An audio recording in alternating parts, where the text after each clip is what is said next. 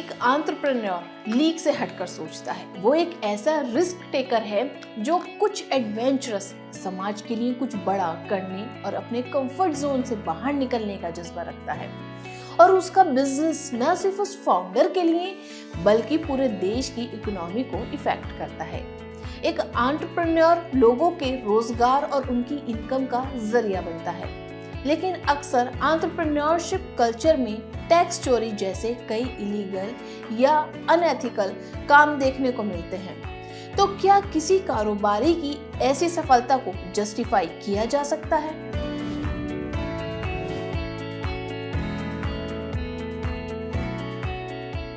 जब भी कोई फाउंडर एक इंडस्ट्री शुरू करता है तो उसका पहला लक्ष्य अपने फ्यूचर को सिक्योर करना और ज्यादा से ज्यादा प्रॉफिट कमाना होता है।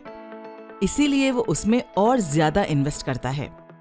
इन्वेस्टमेंट की आउटपुट दीर्घकालिक होती है, यानी निवेश के कुछ साल बाद उससे लाभ मिलना शुरू होता है।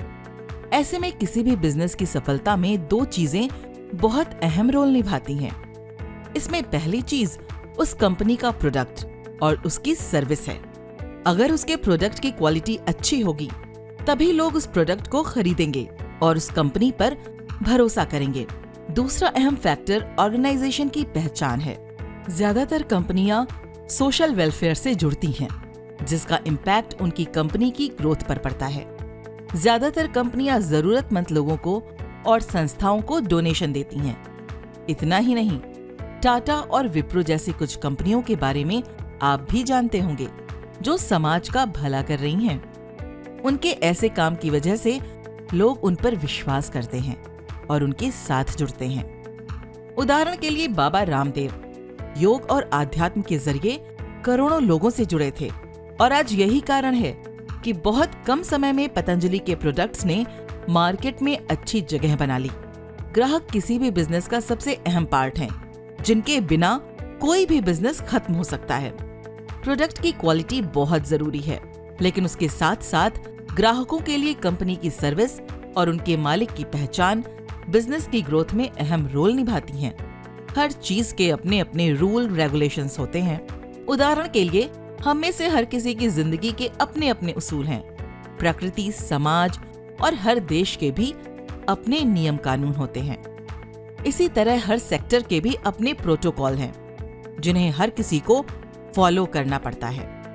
कई बार व्यापारी अपनी कंपनी की ग्रोथ और ज्यादा पैसा कमाने के लिए नियमों के विरुद्ध काम करते हैं, जैसे टैक्स चोरी करना, इन्वेस्टर्स और खुद के फायदे के लिए शेयर की इवैल्यूएशन बढ़ाना और कई ऐसी चीजें जो उस ऑर्गेनाइजेशन के साथ साथ समाज के लिए अनएथिकल हैं।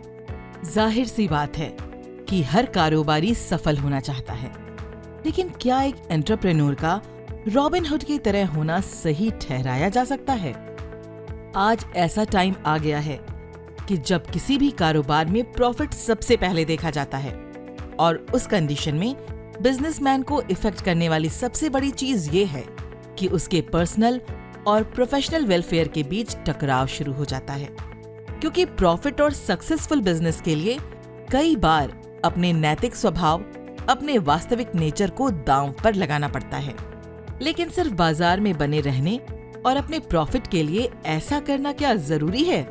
हम सभी ने स्कूल टाइम में एथिकल और मॉरल वैल्यूज के चैप्टर बचपन में ही पढ़ लिए थे, लेकिन ये उम्र भर काम आने वाली चीजें हैं।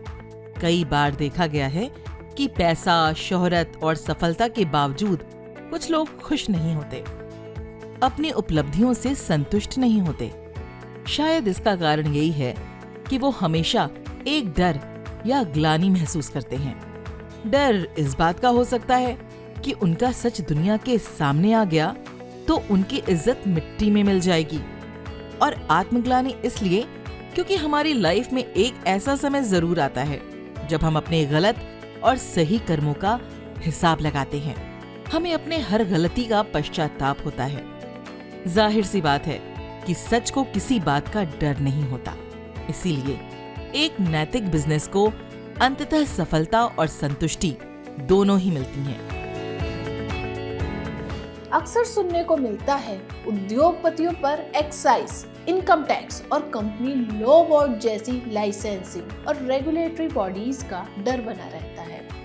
कोई व्यक्ति हो या फिर ऑर्गेनाइजेशन अगर नियम कानून के अनुसार चल रहा है तो उसे किसी का डर नहीं होना चाहिए। यानी एंटरप्रेन्योर भी कुछ गलत कर रहे हैं जिसके कारण उन्हें ऐसी निकायों से डरना पड़ता है। अगर एक तरफ कोई कंपनी एनजीओ खोल रही है और सोशल वेलफेयर के काम कर रही है और दूसरी तरफ टैक्स चोरी जैसी गलत गतिविधियों में शामिल है तो इसे कैसे सही ठहराया जा सकता है?